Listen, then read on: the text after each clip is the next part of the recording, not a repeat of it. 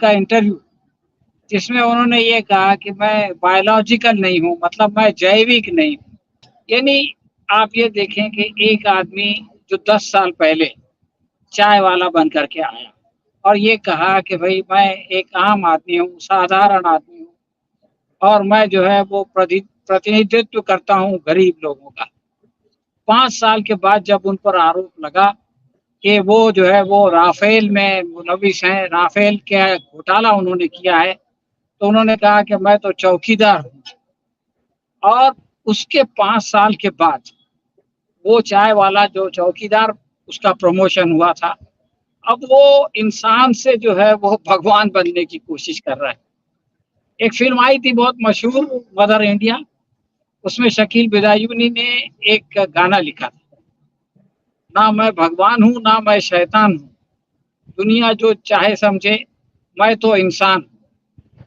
लेकिन मोदी जी अब ये कहने की कोशिश कर रहे हैं कि ना मैं इंसान हूँ, ना मैं शैतान हूँ, दुनिया जो चाहे समझे, मैं तो भगवान। ज़माने में उन्होंने कहा था कि गंगा ने बुलाया और मैं आया।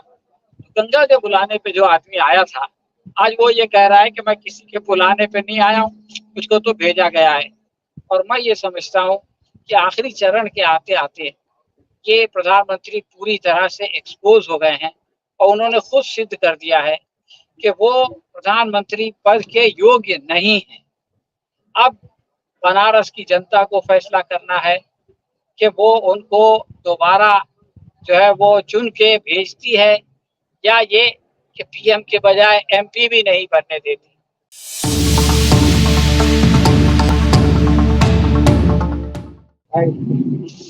शुक्रिया मंत्री जी। पिछले हफ्ते जो है वो 2 बातें बहुत उभर के आईं। एक तो वो मुजरा वाला प्रधानमंत्री का बयान और उससे पहले उनका इंटरव्यू, जिसमें उन्होंने ये कहा कि मैं बायोलॉजिकल नहीं हूँ, मतलब मैं जैविक नहीं हूँ और मुझको जो है वो ऊर्जा प्राप्त हो रही है, वो शरीर की ऊर्जा नहीं है। यानी आप ये देखें कि एक आदमी जो 10 साल पहले चाय वाला बन कर के आया और ये कहा कि भई मैं एक आम आदमी हूँ, साधारण आदमी हूँ और मैं जो है वो प्रतिनिधित्व करता हूँ गरीब लोगों का। 5 साल के बाद जब उन पर आरोप लगा कि वो जो है वो राफेल में मुलविस हैं, राफेल का घोटाला उन्होंने किया है, तो उन्होंने कहा कि मैं तो चौकीदार हूँ। और उसके 5 साल के बाद वो चाय वाला जो चौकीदार, उसका प्रमोशन हुआ था। अब वो इंसान से जो है वो भगवान बनने की कोशिश कर रहा है।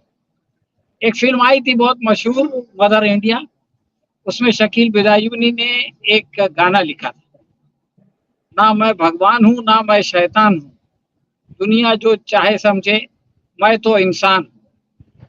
लेकिन मोदी जी अब ये कहने की कोशिश कर रहे हैं कि ना मैं इंसान हूँ, ना मैं शैतान हूँ, दुनिया जो चाहे समझे, मैं तो भगवान। तो अब बात जो है वो यहाँ तक पहुँच गई है और इस पर बहुत सारे लोगों ने टिप्पणी की, खास तौर से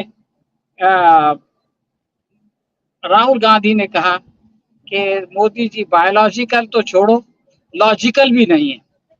और ममता ने कहा कि अब उनका मंदिर बनना चाहिए और उस मंदिर को बनाने की ज़िम्मेदारी मैं लेती हूँ।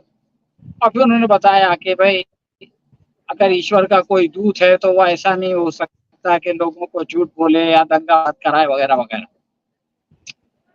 देखिए असल बात ये है कि जब प्रधानमंत्री मोदी का शपथ ग्रहण हुआ 2014, उसके बाद ही 2015 में उनका एक मंदिर राजकोट में बन के तैयार हो गया था और उस मंदिर का उद्घाटन एक सांसद ने, जो केंद्र में मंत्री थे, उन्होंने किया। राजकोट के सांसद थे वो। लेकिन उस वक़्त प्रधानमंत्री अपने आप को इंसान समझते थे, एक मनुष्य समझते थे।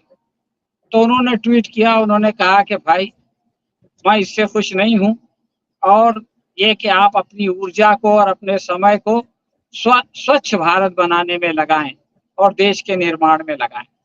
इस तरह से उन्होंने नाराज़गी का इज़हार किया।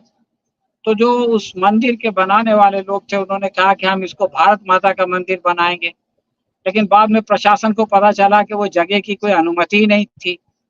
तो प्रशासन ने उस मंदिर को तोड़ दिया, खुद गुजरात के अंदर। तो ये 2015 की घटना है, फरवरी 2015 की। तो उस वक़्त उनके एक भक्त थे, उन्होंने कहा कि अगर जो है हमारा दैवत ही हमसे खुश नहीं है, तो हम जो है उनको दिल में याद करेंगे, हम उनका मंदिर नहीं बनाएँगे। लेकिन ये बात जो है वो उस वक़्त प्रधानमंत्री मोदी के ऊपर सत्ता का नशा नहीं चढ़ा, इसलिए उन्होंने वो काम किया।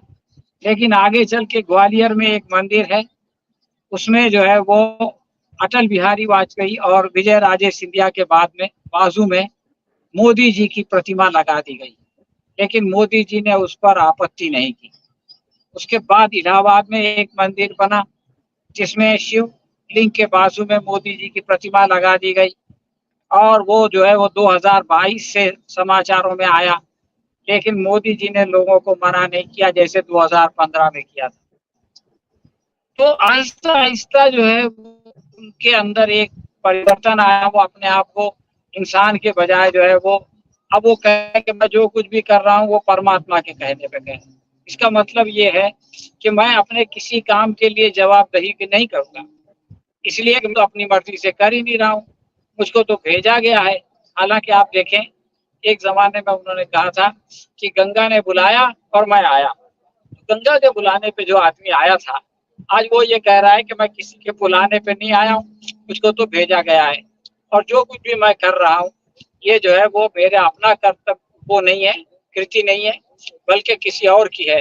तो जिसकी है उससे आप पूछिए, मुझसे मत पूछिए। तो ये बहुत ही खतरनाक बात है कि एक आदमी खुद अपने बारे में इतनी बड़ी-बड़ी गलतफ़हमियों का शिकार हो जाए और अलल-ऐलान उसको जो है वो करता फिरे। और एक तरफ तो उनका इतना बड़ा-बड़ा नारा है कि मैं थकता नहीं हूँ, मुझको ऊर्जा मिलती है और मुझको परमात्मा ने भेजा है वग़ैरह-वग़ैरह। और उस इंटरव्यू के 2 दिन बाद वो कह देते हैं कि अगर विपक्ष चाहता है, तो वो जो है वो अपने समर्थकों को खुश करने के लिए मुजरा करने लगे। अब ये जो भाषा है, ये किसी परमात्मा के दूत की भाषा है, बल्कि आज तक भारत में इतने सारे प्रधानमंत्री गुज़रे, किसी ने ऐसी भाषा जो है वो उसका प्रयोग नहीं किया।